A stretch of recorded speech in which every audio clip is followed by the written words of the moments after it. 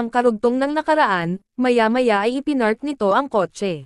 Alis na tayo dito, Someday, habang naglalakad ito, kung may magtatanong ngayon. Ako ang boyfriend mo. Ano, siguradong masama siyang tao. Anong gagawin ko? Hindi si Yun, hindi ako dapat matakot sa kanya, bulong ng babae, habang nag-iisip ito. Gusto kong bigyan ka ng regalo, Someday, ano ka mo? Regalo. Pinakamabilis, pinakamakapangyarihan at supercomputer sa mundo, iyan ang gusto kong iregalo sa'yo. Ang dahilan ko sa pagpili ng kursong computer science, at ang pinakanais kong gawin sa aking sarili na pinakadakila sa mundo, pero paano niya nalaman yon? Habang nakatitig ito, samantala mula sa langit makikita ang mga napakaraming ibong na lumilipad, na tila ito ay isang babala, muli sa isang gusali ng lure. Ganyan lang ba ang kakayahan mo, President Lee? Humihingi ako ng paumanhin, Executive Director. Habang nakikiusap ang isang lalaki sa telepono, kalimutan mo na. Paano pa ako magtitiwala sa'yo kung kahit sa isang babae sa agency mo ay hindi mo kayang pamahalaan? Huwag mo akong puntahan ngayon hapon. Marami pa akong ibang tawag bukod sa agency mo. Executive Director, please give me one more chance. Ipahahatid muna kita kay Ariam, mainit pa dito ngayon. Sinasabi mo ba si Ariam na galing sa Unix? Oo, si Ariam nga. Hindi ba siya busy? Paano ako magiging pabaya kapag pinakitaan mo ako ng sobrang kabaitan? Ipapadala ko siya agad, para makapag-flight siya sa eroplano ngayong gabi, ganun ba? Mabuti naman. Kailangan ko pang magtiwala kay President Lee. Maraming salamat, Executive Director. Gawin mo ng maayos ito, sa kakaharapin nito, President Lee. Pagkatapos nitong makipag-usap sa telepono ay nagngingit ito sa galit. Ang bastard na iyon, fuck. Maya-maya ay bigla nito na pagbalingan ang isang tauhan, sinigawan ito at, Director Choi, saan kaya nagpunta ang babaeng yon? Nakita mo na ba siya? Muling sigaw nito, nagawa ko na, talaga. Nasaan siya? Well, ano ba ito? Wala naman siguro siya sa police station, di ba? Parang tingin ko doon siya pumunta kay President Wang ng MTS. Ano? Si Hwang Yun-tae. Kumpirmadong pumunta siya sa agency ni Hwang Yun-tae. Pero hindi naming alam kung ano ang nangyari pagkatapos noong. Yun-tae, ang bastard na iyon, nagkamali ka ng kinalaban mo, kumain ka ng maling gamot, go to hell, nakuha ng bitch na yon, kung ano man ang halaga nito, kunin mo si Hwang Yonde at ibalik sa akin. Paano siya nagkalakas ng loob ang gagong yun at basta na lang niya nilagyan ng laway ang pagkain ko? Opo sir, aayusin ko na po agad. Matapos umalis ang tauhan nito, ay tumalim ang mga mata nito at nagbanta sa isipan. Hwang Yun-tae, humanda ka, papatayin kita, samantala sa LOR sa gusali ng ating bida habang may kausap ito. Robert, gamitin ang mga nakuhang kumpanya para mang-alap ng mas maraming pondo sa kampanya at umarkila ng higit pang mga nasa lobbyist, please. Boss, ang dami na nating nilagay ngayon. Kung masipag kang mag-apply, sa tingin ko kailangan nating mag-invest ng higit pa. Sa tingin ko ay maaari mong isagawa ito sa loob ng $5 billion na limitasyon, ano? 5 bilyon, 5 trillion won, kahit ang US ay kayang walisin ang election board sa halagang iyon. Bago pa ma-develop ang SNS, kaya epektibo ito sa advertising at public opinion campaign. Note, ang SNS serbisyo sa social network. Ngunit ito ay kilala bilang social media. Boss, ito ay talagang matapang na taya. Iwizek ito ng patago hanggat maaari at bitawan ito ng maayos na serbisyo sa kanang linya patungo sa panig ng Republika, 8 taon. Pagkatapos ng halalan, ang mundo ay magbabago sa taon-taon. Ang dahilan kung bakit ang mga politiko ng US sa US ay nag-iipon ng kapanyarihan, at sa huli ang gagamitin ay laging pera. Pagkatapos nitong makipag-usap kay Mr. Robert ay lumingon ito sa glass wall. Ang ganda ng panahon ngayon, maya-maya ay may kumatok. Come in, pumasok ang babae at naupo, hindi alam ng babae kung saan ito magsisimula, bahagya tumingin ito at pasimple rin niya ito pinag-aralan. Siya ba talaga, ang CEO ng kumpanyang ito? Sabi ng team leader namin estudyante siya. Chable family, bulong ng babae. Note, ang mga pamilyang Chable ang pinakamayaman sa mayayaman sa Korea. Sila ang nagmamay-ari ng pinakamalaking conglomerate sa bansa. Pinaponte kita dito, gusto kong malaman kung maayos ba ang lahat. Meron bang anuman bagay na hindi ka komportable? At ang kutis niya, mas maganda pa ang balat niya kaysa sa akin, bulong ng babae. Ah? Oo, lahat ay maayos na. Nakabadong sagot nito, please maging komportable, kaisipin mo na lang na ito ay iyong bahay. Ano kayang cosmetics ang ginagamit niya? Pati ang katawan niya ay parang hinulma, ang ganda. Muling bulong ng babae. Director. Yes, please sabihin mo kung may problema. Ano po ba ginagawa nyo? Sabi po sa akin ni Sarah Annie na estudyante ka, kaya po naisipan kong magtanong. Isa akong law freshman student sa University of Korea. Sa Univer. Law student sa University of Korea. At ako rin ang director ng MTS at CEO ng investment company. Wow, nakakamangha. Then pwede ko ba malaman kung ilang taon ka na? I'm 20. 20? Bakit? May problema ba? Hindi sa ganon, ngumiti ang ating bida na Aizenenias, ang dalawang kamay na nagtatanong ito, why? What the hell? 20 years old ba talaga siya? Hindi kaya, isa siyang alien, what the hell, pwede ko bang malaman kung meron kang American visa? Oo, meron akong citizenship, mabuti kung ganon. Iniisip ko na pumunta agad sa Amerika, gusto mo bang sumama sa akin?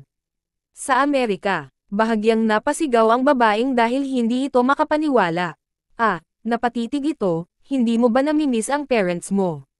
Bigla tumulo ang luha ng babae. At bigla itong yumoko, please huwag ka nang umiyak, ang mabuting bagay na lang ang isipin mo mula ngayon, okay, kung masira ang kontrata saan mo gustong pumunta. Ano po iyong masisira yon kontrata? Kung magagawa mo yan, ibibigay ko ang lahat sa MTS. Tutuperin ko kung ano ang pangako ko. Ang MTS talaga po bang tatanggapin ako, gagawin ka namin star. Hindi lang isang star sa Korea, ngunit isang taong kumakatawan sa buong Asya at sa buong mundo. Maya-maya ay tumunog ang cellphone ng babae. Sandali lang po, relax, sige sagutin mo muna. Hello auntie, ano pong problema? Bakit po kayo umiiyak? Kang Yesel. Ako ito, mula sa kabilang linya. Sino ka? Gulat at kabado ang babae. Hehe. Ako ito si Director Choi. Director Choi, bakit nasa iyo ang phone ng auntie ko, hindi mo alam? Nagtatago ka sa Hwangyon Tae Place. Bakit kailangan mo idamay ang auntie ko? Pakawalan mo siya. Auntie, habang nagpapanik ang babae. Bumalik ka sa kumpanya ko at magiging maayos ang lahat.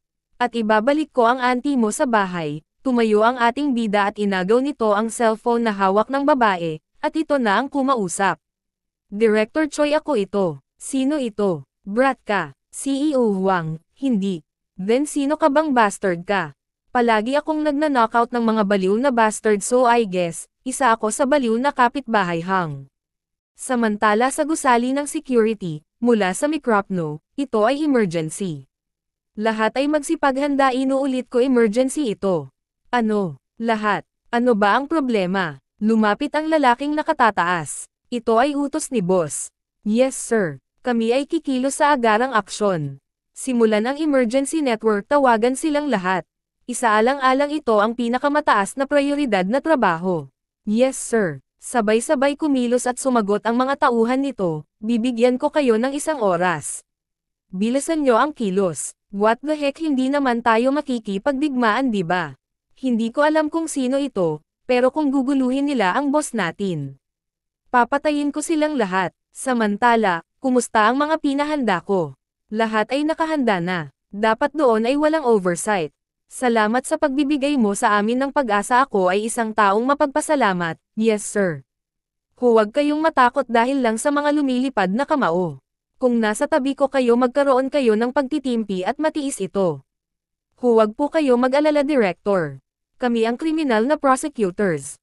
At ang isang bagay ng baril ay wala kami, sagot ng mga lalaki sa abogado. Paano si CEO Jiang? Oras na para siya ay lumipat ngayon. Sige, dapat pumunta din tayo ngayon. Yes sir. Samantala, darating siya ngayon? Opo sir. Papunta na siya sa building company. Bakit ngayon mo lang sinabi na aalis siya? Hindi ba siya pupunta ng Amerika? Hindi siya makakatakas. Ngayon ay nasa kustodiya siya ng kanyang auntie, si Kang Yeso ay mahinang babae. Haha, magaling ka, Director Choi. Kaya nga nagugastuhan kita. Thank you sir. Bahagyang yumoko ito, ang bitch na yon, tuturuan ko siya ng leksyon. Akala niya ay sisikat pa siya ha. Sabay subo ng tabako habang napapangisi ito, sa training ba ang ibig mong sabihin? Magpapalipas siya ng ilang buwan kasama si Kwang Pilhang Nim. Mas magiging masunurin siya pagbalik niya. Oras na para bigyan ng babala ang ibang miyembro. Hindi nila alam na nagbago na ang rehimen, ito na ang mundo nating mula ngayon hehe.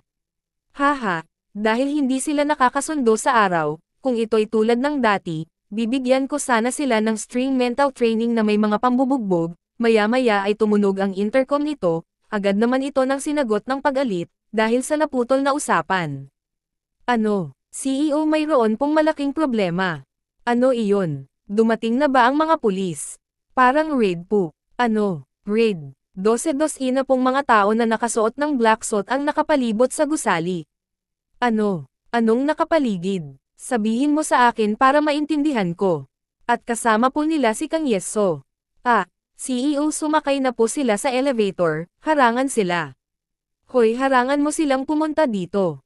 Maya-maya ay narinig ito kalabugan sa labas ng pinto, takot at kaba habang nakatingin sila sa pinto dahil palakas ng palakas ang kalabog ng katukin ito at parang painpuwersa ang pagbubukas nito. Director Choi tawagan mo si Kwang Pilhang Nim, tama ang pagkakataong na ito. Yes sir, tatawagan ko na po agad, maya-maya lang ay bumukas na ang pinto, nandito na tayo. Ikaw, kabadong sabi ng lalaking nakaupo sa swivel chair. CEO Lee, parang kailan lang. Matalim ang mga mata na sinabing. Kwang Yun Tae, bastard ka, hindi ako bastard ako ang CEO ng MTS Entertainment CEO Lee. Tumahimik ka ang asshole na katulad mo ay CEO. Hindi ba ito ay krimen ng insulto o paninirang puri tama ba ako attorney? Of course, at na-record ko ang masama niya sinabi ng maayos. Tumahimik ka ang asshole na katulad mo ay CEO. Habang inilabas ang nai-record na boses. Sino kayo? Tatawag ako ng polis at ipapaaresto ko kayong lahat sa pagharang sa negosyo ko. Director Choi tawagan mo ang 112 ngayon din. Yes sir. Hahaha. Tumawa si Attorney Joe, habang humakbang ito palapit. Paghadlang sa negosyo. Alam mo rin ba ang ibig sabihin nito? Sino ka ba? Sa tingin mo ba ay nakakatawa ito? Ang bastard na ito, ay isang kidnapper siguradong mas lalakas ka pang magsalita. Ano? Ako kidnapper. Saan mo narinig ang kalokohan, na yan baliw ka asshole? Kalokohan na sinasabi mo. I'm Samwoo Law Firm Director Joy Yoon Tae. Samwoo Law Firm. Napanganga ang dalawang hanggal. Tama ka alam mo naman di ba? Ilan taon na ang nakalilipas, ang aming law firm ay naging inyo rin abogado. Dahil sa mga batas sa ethics ng mga abogado hindi naming ibubunyag ang impormasyon sa pagkuha ng customer, ngunit ganoon na ngayon ang iyong pamumuhay. Ikaw ay walang hiya kang tao. Dahil mas matanda ako sa iyo ng ilang taon, gagamit ako ng informal na pananalita. Ako ay dating prosecutor at nakagawian ko pagmumura gamit ang dialekto kapag nakakita ako ng isang kriminal, kaya sumagot ka ng maayos Kwang Jo. Napatingin naman ang ating bida na nandoon din pala. Wow, Lawyer Joe is awesome. Bigla naman sumigaw ang babae, nasaan ang auntie ko? Agad na bigla ang dalawang hanggal. Kwang Jo, alam mo naman. Ang kidnapping ay isang seryosong krimen diba? At ang parusa nito ay 5 years pataas na pagkakakulong. Director dapat ba akong makipag-ugnayan kaagad sa tanggapan ng prosecutor ng Central District? O dapat ba ako, tumawag pa ng reporter na kilala mo, bigla naman sumigaw ang hanggal na Choi. Hindi ito kidnapang. Huwag kang magsinungaling. Kinidnap mo ang tita ko at dinala mo ito sa kumpanya nyo, sigaw ng babae, tumawa ng nauutol na parang kabado ang hanggal na si Choi. Yes so nagkakamali ka, wala naman kasing sense yan. Nandito lang siya para pag-usapan ang future mo, tumahimik ka. Nasaan ang auntie ko? Gigil naman ang hanggal na director, tumawag kayo ng polis pakibilasin. Weekend ngayon, at busy ako. At may meeting ako sa kaklase ko mamayang gabi, utos ni Lawyer Joe, mga demonyo kayo. Agad tumingin ito sa ating bida, ha? Ang brat na ito, tingin niya sa akin ay madali lang ako puntiryahin, bulong nito. Anong tinitingin-tingin mo dyan? Kriminal ka, sa tingin mo ba madali mo ako mapapatamba? Gangster ka bastard, at sino ka naman ngayon sa inaakala mo? Hinihintay mo ba dumating ang mga backstabber mo? Sige, tawagan mo silang lahat. Nakipag-ugnayan ako sa ilang mga reporters at ito ay magiging mahusay na makita kasunod ng pagkidnap at pagpakulong sa CEO ng kanyang basurang agency. Pag-uutos sa gangster nagwawalis ng kaarasan, napakagandang imahe. Ikaw, Director Choi, alam mong tama ako. Ano? Gulong-gulo napaisip ang hanggal na si Director Choi, hindi mo ba naaalala? Ako ang baliw na kapitbahay Hang. At, ako ang MTS Entertainment Director, na ibig sabihin involved din ako sa kaso.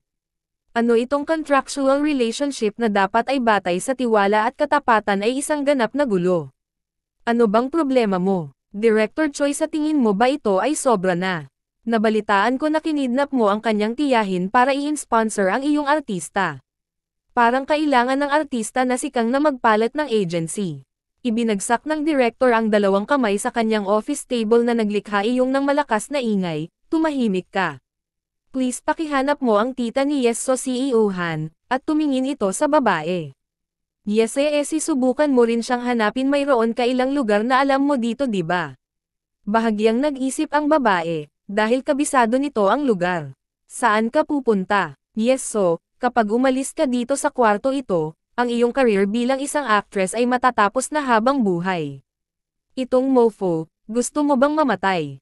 At sa isang iglap ay sinuntok ng ating bida ang isang lamesa na nasa kanyang harapan at nahati ito sa gitna. Nagulat naman ang lahat ng mga nakasaksi, at parang walang nangyari. Don't worry Yese, pwede ka nang maghanap sa tita mo. Yes, sir. Kabadong sagot ng babae. You fucker. Tumahimik ka at magstay ka dyan, kung ayaw mong mamatay. Ano? Ang putang ina ito, tapos na ang plano mo ngayon, tapos na para sa'yo mofo. Alam kong sinusuhulan mo rin ang mga secret ledger ng pamilya, ang katulad mong isang tanga ay napakawalang hiya mo. Maya-maya tumingin ito sa hanggal na Choi. Director Choi, bilisan mo, dalhin mo dito ang kontrata ni Kang Yese ngayon. Ano? Pakiulit mo nga ang sinasabi mo. Lumapit si Attorney Joe sa ating bida at, may pakiramdam ako na masamang vibes na nagmumula sa mga mukha nila. Dapat ba nating dalhin ang ating mga junior para hanapin at sakupin muna sila? Tumingin si Attorney Joe sa mga hanggal, mula sa Samuel Law Firm, mga bastos. Hindi ko yata akalain na posible iyon. Napanganga naman ang dalawang hanggal, auntie, ayos ka lang po ba? Hindi ka ba nila sinaktan kahit saan? Ayos lang ako. Medyo natatakot lang ako, salamat hinanap mo ako, okay lang ako, kaya wag ka nang umiyak Yese. Huho. Auntie, pasensya na po kayo. Nang marinig ang malakas na boses ng babae, nagkatinginan naman ang ating bida at si Attorney Joe, sumimangot at nagtitimpi galit ng director. Director Choi, dalhin mo dito ang kontrata. Nakakuha ka ng karma points, nakakuha ka ng dark karma points, nakikita mo dyan ako ng dobleng puntos. Samantala sa malawak na mansyon sa malayong lugar, so anong dahilan para bumaksak ng ganyan ang Hong Kong listed stock? Young Master, mula noong October ang mga dayuhang pondo ay nagpipilit para sa short selling, para sa short selling. Opo, private equity at investment companies established in the United States, Europe and tax havens ay nagsasagawa ng napakalaking short selling. Jekyll Yeryang, ang 30th generation ang inapo ni Zhou Liang, ang advisor ni Chen Jaiho Zaidan. Ang lahat ng stock market sa mundo ay bumabagsak, ngunit ang isang ito ay tila masyadong marami. Alang-alang sa dakilang pangarap ng mga inchik, alang-alang sa dakilang pangarap ng mga inchik. Malibang kung aalis ang maraming warlord at lokal na puwersa, hindi matutupad ang pangarap ng mga Chino kahit planado na ang operasyon, pero medyo overload ito. Ang Night Age ba o ang child funding, mahirap malaman dahil halo-halo na. So anong plano? Sa tingin ko kailangan natin tiisin ang mga ilang pagkalugi. Ibig sabihin may sakripisyo ka ng isang panig para putulin ang ulo, at nito ang pakikibaka ng mga may hawak ng pandaigdigan, kapangyarihan pang-ekonomiya sa dilim. Ang digmaan ay nangyayari araw-araw dahil sa unexception tyranny, conflict at puot. Ang kasalukuyan kapanalig na bata, ay hindi naniniwala na. Kung magpapakita ka ng likod, salakayin ka agad ng kalaban mo. Kailangan nating hanapin ito at ang Night Age o ang sumasamba sa ahas o ang bata. O di kaya'y lihim na organisasyon ng assassin, gagawin ko ang makakaya ko, huwag lang sosobra ito. Hindi na kailangan hawakan ang damo para takutin ang isang ahas. Darating din sila pagdating ng panahon. John Mayong, isantabi mo iyan. Kailan kaya darating ang tagapagmana ng pamilyang pinadala ng Night Age? Darating siya sa Hong Kong next week, dapat ay ipaalam kay Clara. Tiyak ay masisiyahan din si Miss Clara. Ang anak ng Night Age Commaid ay hindi lamang talentado kung hindi maganda rin. Wala akong magagawa kung hindi ka masatisfied. Ngunit, kailangan mong magkaroon ng matibay sa ugnayan sa Night Age para harapin ang iba mong mga kaaway. Ang dami na sigurong alam ni Clara, sana ay huwag akong sisihin ni Clara. Ito ang iyong kapalaran, malungkot na bulong nito. Samantala, habang nakatanaw ito sa papalubog na araw, ano ba? Ito. Mukha busy siya, hindi niya sinasagot ang mga tawag ko, pati mga reply sa text wala din, habang tinitignan ang kanyang cellphone. Ang 2008 ay magiging isang taon ng kaguluhan na tutukayan ang susunod na mga dekada ng ekonomiya ng mundo, habang nakatayo ito sa harap ng glass wall, maya-maya tumunog ang cellphone nito isang text. Kung ito ang tadhana na itinakda ng langit, magkikita pa tayo. Ang kailangan kong pagtuunan ng pansin ngayon ay hindi ang pag-ibig, pero, ang ekonomiya ng mundo, bulong nito. Hindi pa lumalabas ang butterfly effect. Ang Chinese stock market ay pumalo sa 6,000 units noong October ng nakaraang taon, at bumaba ng patayo sa 1,700 units noong Nobyembre taong 2008. Tapos dapat may malaking libreng party kung saan. Kahit wala akong pera, kaya kung magwalas ng stock sa short selling, bulong muli nito. Ang batas na nagsasabing ang kapangyarihan ay gumagana lamang kapag may pera. Ang foreign exchange ay pupunta gaya ng inaasahan, muli itong nag-isip ng malalim. Hayaan na natin ang halaga ng palitan, ang investment personal business. Huwag sisihin ang sinuman, muli ay nakatanaw na ito sa lumubog na araw at habang ang ibon ay naghahanap na ng masisilungan, dahil sa ito ang pinili ko, bulong muli nito. Chairman Oh Sung-hyuk, maganda ba ang buhay? Hehe, tama, magsaya habang kaya mo, sa huli, sa loob ng ilang buwan. Maglalagalag ka sa kailaliman ng putik, si Mr. Robert ay magkakaroon ng meeting ng mga shareholders sa susunod na buwan, at ang lahat ay matatapos sa June. Oh Dong-song, ipinangangako ko sa'yo, makikita mo ang impyerno sa isang taon mula ngayon, bulong nito muli. Dapat ba akong maghanda para pumasok sa paaralan ngayon? Sa halip na isang mapurol na paaralan ng batas, sa tingin ko ang isang arts college ay mas angkop para sa aking konstitusyon, maya-maya ay kumilos ito ng paglalakad. May appointment ako kay Yuri Sambay bukas, at may takot si Sambay sa Wednesday. Baka hindi maintindihan ng mga ibang tao na pupunta ako sa paaralan para kunin ang magagandang babae. Naupo ito sa sofa at itinaas ang dalawang braso na nag-relax ito, hahaha. Well, hindi mahalaga. Blessing na ang makipag-date sa isang 20 years old na kaakit-akit na babae, maya-maya ay napahinto ito sa pagtawa. Nandyan ba si Mozart? Gusto mo bang kumuha ng ilang points? Hindi mo maaaring ipatawag ang isang Diyos na na-reincarnated na.